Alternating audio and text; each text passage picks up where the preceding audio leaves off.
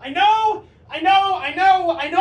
I'm late. I apologize, but I'm here regardless. Welcome back, ladies and gentlemen, to another episode of Devil's Den Hockey.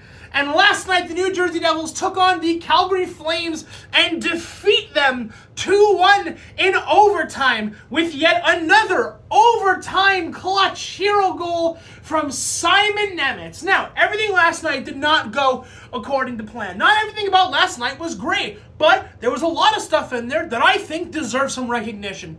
First of all, I thought that Jacob Markstrom was an absolute unit out there, okay? Jacob Markstrom, who we all have, including myself, have shit on almost the entire season for his play. And don't get me wrong, his play was kind of wonky last night. However, I'm going to say this.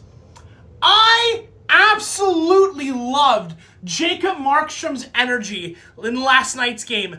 How many times does Jacob Markstrom need to be run over by another guy on the team, by someone on Calgary's team, before someone stands up and, to quote last video, fight back? Markstrom was taking absolutely zero shit last night. He was totally okay with throwing the body. He charged a man, okay? When was the last time you saw a New Jersey goaltender player charge another man because he was so fed up with people attacking his crease? He charged, skates on the ice, saw a man breaking down, and literally charged a man and then dove at him. He was whacking people's legs. He was pushing people around. And I'm sorry, I loved it. I loved finally seeing some spark on this team. Last video, I criticized the Devils for not fighting back, for not growing a pair of balls, for not fighting back and standing up for themselves and not just retreating into their shell. And last night, I thought Markstrom's spark was great. And the best part about it was that he only allowed one goal against, and he kept us in the game. There was a couple of saves that he made, which I thought were really big. Once again, our forwards have no ability to finish off the puck. They have no ability to score, which is why you have the Calgary Flames being one of the worst teams in the NHL, along with the New Jersey Devils, and yet we're still not able to put the puck in the back of the net. Now, granted, Cooley, the Calgary Flames goaltender from last night, is right now one of the better goaltenders in the league. In fact, if you go take a look at save percentage, if you go take a look at goals against average, Cooley is up there as one of the best goaltenders in the NHL. Granted, it's a small sample size for what he's played, but nonetheless, he's been really hot recently. And he, obviously, like any good goaltender that's hot and is going streaking, he was able to backstop the Calgary to at least get a point in overtime. But once we got to overtime, who's the one that steps up again and again and again and again, repeatedly, constantly for this team? It's Nemec. It's Nemec. It's always going to be Nemec. The guy who keeps getting scratched is the guy which lifts us out of the enslavement of the Egyptians and into the promised land that is actual wins on this team. Nemec, the guy who had to have hat tricks, the guy who probably has had more positive impact than anybody else on this team this year, and it's Nemec, which brings us the win in overtime. I don't get to be this happy about the way the Devils play, or about really anybody on this team, but this game, this video, I get to be a happy camper because we won.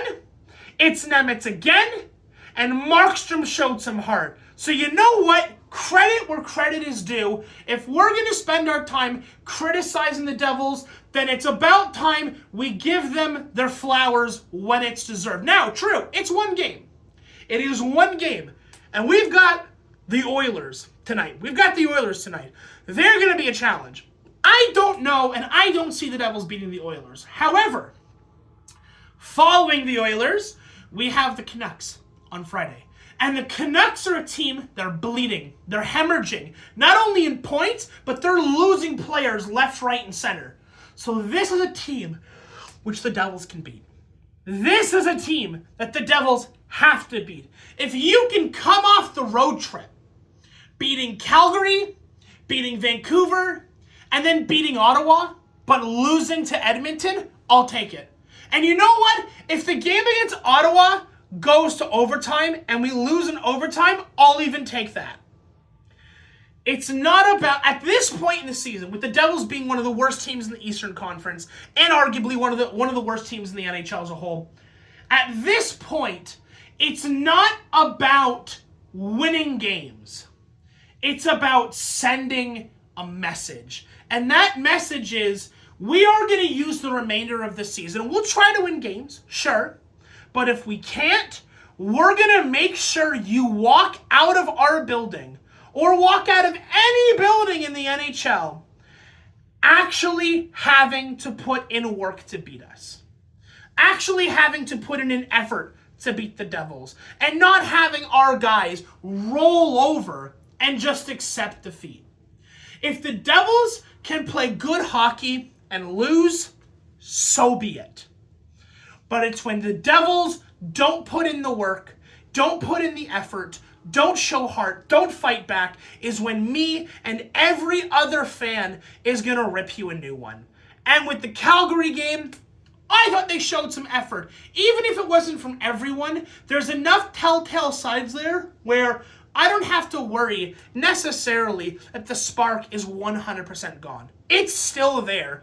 It just has to have someone take a rope, tie a lasso around it, and yank it into the spotlight for it to show off. And I'm hoping